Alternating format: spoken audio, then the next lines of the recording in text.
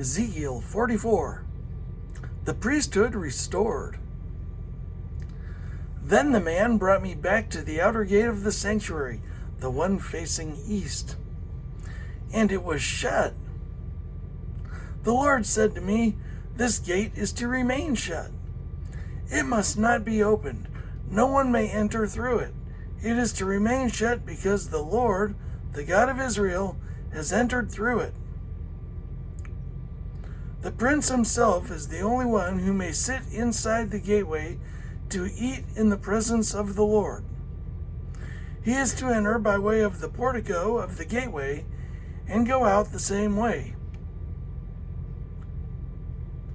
Then the man brought me by way of the north gate to the front of the temple. I looked and saw the glory of the Lord filling the temple of the Lord, and I fell face down. The Lord said to me, "Son of man, look carefully, listen closely, and give attention to everything I tell you concerning all the regulations and instructions regarding the temple of the Lord. Give attention to the entrance to the temple and all the exits of the sanctuary. Say to rebellious Israel, 'This is what the sovereign Lord says.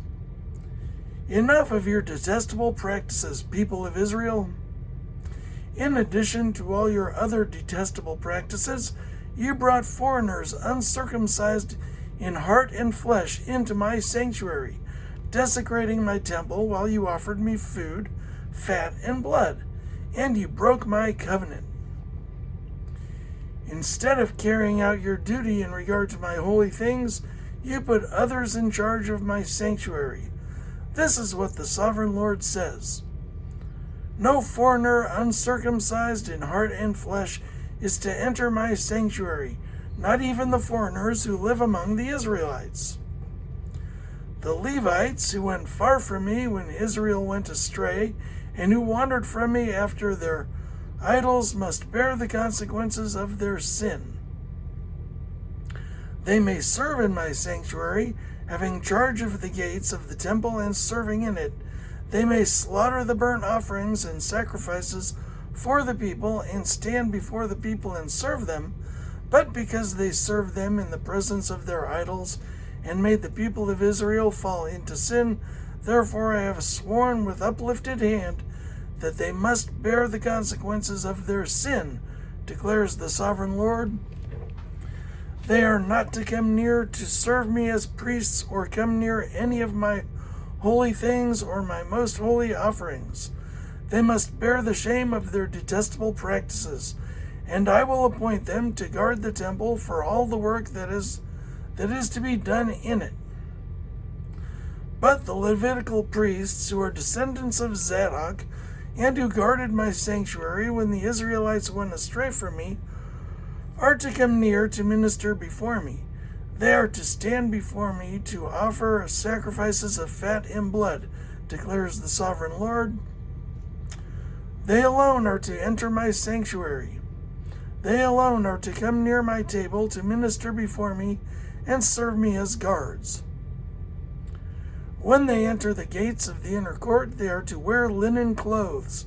They must not wear any woolen garment while ministering at the gates of the inner court or inside the temple.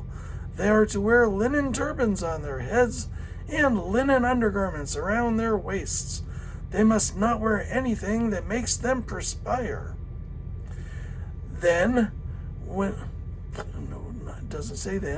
When they go out into the outer courtyard, when they go out into the outer court where the people are, they are to take off the clothes they have been ministering in and are to leave them in the sacred rooms and put on other clothes, so that the people are not consecrated through contact with their garments. They must not shave their heads or let their hair grow long, but they are to keep the hair of their heads trimmed.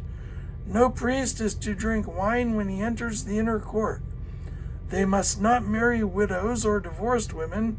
They may marry only virgins of Israelite descent or widows of priests. He just said he couldn't marry widows. They are to teach my people the difference between the holy and the common, and show them how to distinguish between the unclean and the clean.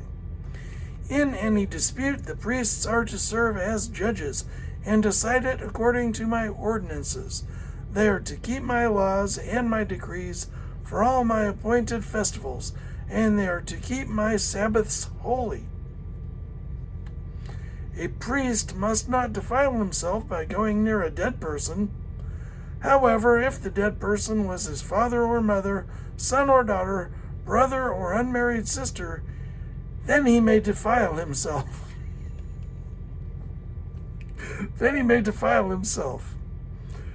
After he is cleansed, he must wait 7 days.